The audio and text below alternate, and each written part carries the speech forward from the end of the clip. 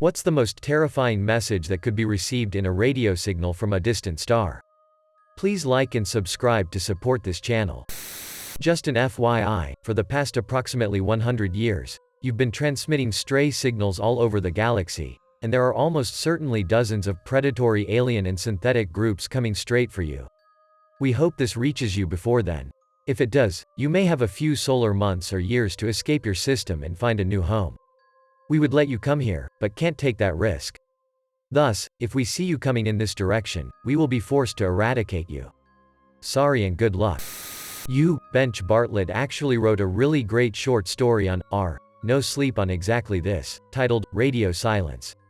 Pasted below. An NBSP, 36,400,000. That is the expected number of intelligent civilizations in our galaxy, according to Drake's famous equation. For the last 78 years, we had been broadcasting everything about us, our radio, our television, our history, our greatest discoveries, to the rest of the galaxy. We had been shouting our existence at the top of our lungs to the rest of the universe, wondering if we were alone. 36 million civilizations, yet in almost a century of listening, we hadn't heard a thing. We were alone. That was, until about 5 minutes ago. The transmission came on every transcendental multiple of hydrogen's frequency that we're listening to. Transcendental harmonics, things like hydrogen's frequency times pi, don't appear in nature, so I knew it had to be artificial. The signal pulsed on and off very quickly with incredibly uniform amplitudes. My initial reaction was that this was some sort of binary transmission. I measured 1679 pulses in the 1 minute that the transmission was active. After that, the silence resumed. The numbers didn't make any sense at first. They just seemed to be a random jumble of noise.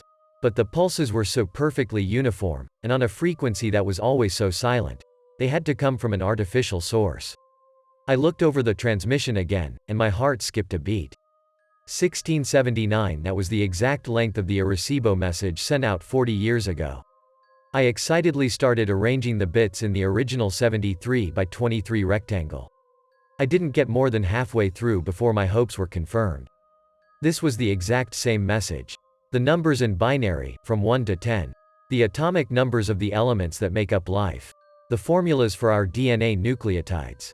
Someone had been listening to us, and wanted us to know they were there. Then it came to me, this original message was transmitted only 40 years ago. This means that life must be at most 20 light-years away. A civilization within talking distance? This would revolutionize every field I have ever worked in, astrophysics, astrobiology, the signal is beeping again. This time, it is slow. Deliberate, even. It lasts just under 5 minutes, with a new bit coming in once per second. Though the computers are of course recording it, I start writing them down. 0, 1, 0, 1, 0, 1, 0, 0. I knew immediately this wasn't the same message as before. My mind races through the possibilities of what this could be. The transmission ends, having transmitted 248 bits. Surely this is too small for a meaningful message. What great message to another civilization can you possibly send with only 248 bits of information? On a computer, the only files that small would be limited to text. Was it possible? Were they really sending a message to us in our own language? Come to think of it, it's not that out of the question. We had been transmitting pretty much every language on Earth for the last 70 years. I begin to decipher with the first encoding scheme I could think of, ASCII. 0, 1, 0, 1, 0, 1, 0, 0. That's B.0, 1, 1, 0, 0, 1, 0, 1. As I finish piecing together the message, my stomach sinks like an anchor. The words before me answer everything. Be quiet or they will hear you. It has been reported that some victims of torture, during the act, would retreat into a fantasy world from which they could not wake up. In this catatonic state, the victim lived in a world just like their normal one, except they weren't being tortured. The only way that they realized they needed to wake up was a note they found in their fantasy world. It would tell them about their condition, and tell them to wake up. Even then, it would often take months until they were ready to discard their fantasy world and please wake up. Quote, since the first signal that left our planet is, I believe, the 1936 Summer Olympics, where the opening ceremony included a speech by Hitler. The whole games had anti-Semitic elements as well. This will likely be the first message that aliens will see prior to other more modern signals being sent.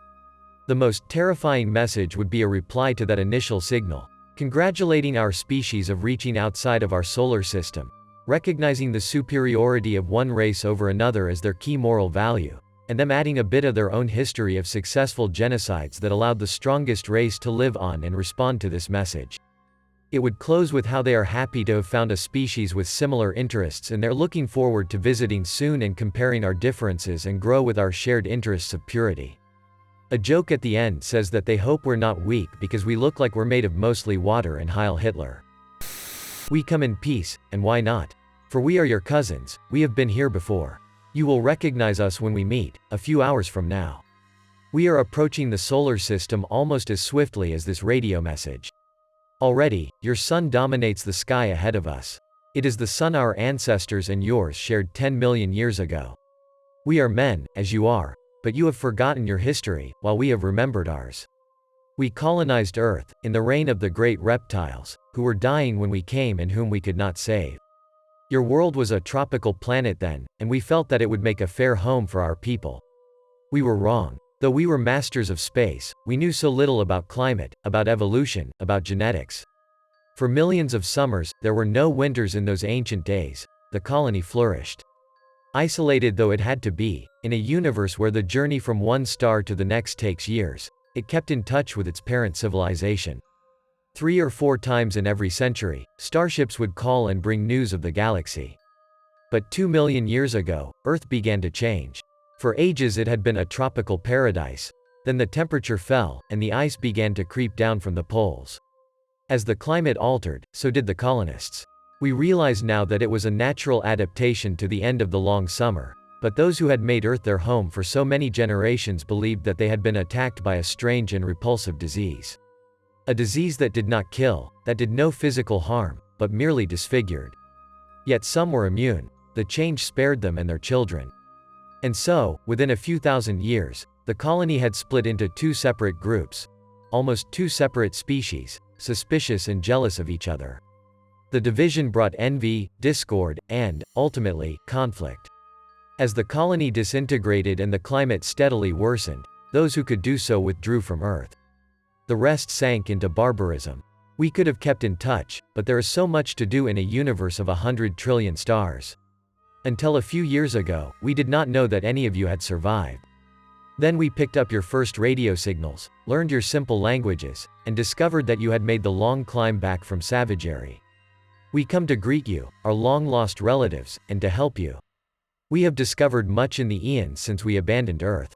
If you wish us to bring back the eternal summer that ruled before the ice ages, we can do so. Above all, we have a simple remedy for the offensive yet harmless genetic plague that afflicted so many of the colonists. Perhaps it has run its course, but if not, we have good news for you. People of Earth, you can rejoin the society of the universe without shame, without embarrassment. If any of you are still white, we can cure you. Reunion Arthur C. Clarke. A begging message for Earth to stop attacking them. Think of the implications. A message like this means that Terrans are spacefaring, high-tech warmongers among the stars, and that there is nothing you could do about it. Nobody would believe you because you would sound crazy. The shadow government capable of orchestrating this might execute you. Other galactic civilizations are going to continue to be hunted and annihilated. You would know that the entirety of our civilization is a farce that puppet masters are pulling the strings of. You would have to live out your existence knowing you can do nothing and that all your technology and advancements are likely secondhand. People of Earth, your attention please, a voice said, and it was wonderful. Wonderful perfect quadraphonic sound with distortion levels so low as to make a brave man weep. This is Prostetnik Vogan Jeltz of the Galactic Hyperspace Planning Council, the voice continued. As you will no doubt be aware, the plans for development of the outlying regions of the galaxy require the building of a hyperspatial express route through your star system, and regrettably your planet is one of those scheduled for demolition. The process will take slightly less than 2 of your Earth minutes. Thank you. The PA died away. Uncomprehending terror settled on the watching people of Earth. The terror moved slowly through the gathered crowds as if they were iron filing on a sheet of board and a magnet was moving beneath them.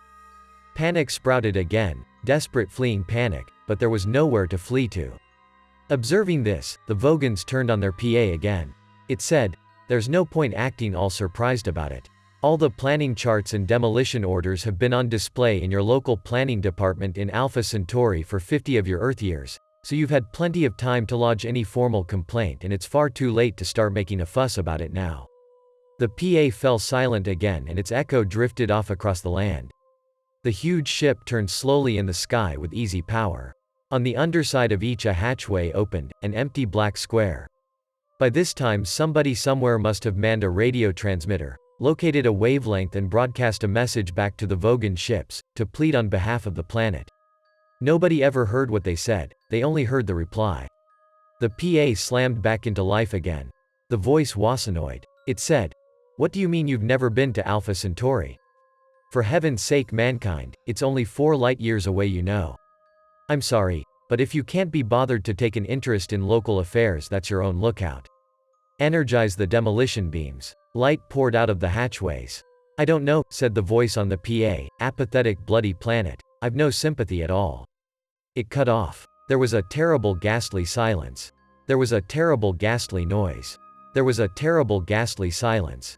The Vogon constructor fleet coasted away into the inky starry void. Any message in fluent English or really any other human language would scare the hell out of me. The thought behind this is, A. The beings are so intelligent that they received a message from or just stumbled upon Earth and studied us from afar, and B. They're intelligent enough to learn a language with nearly no context or formal education on the language itself. If a message was received that we could easily read in an Earthling language, then we may as well surrender now, considering they know our languages, and then send a message to us specifically on Earth.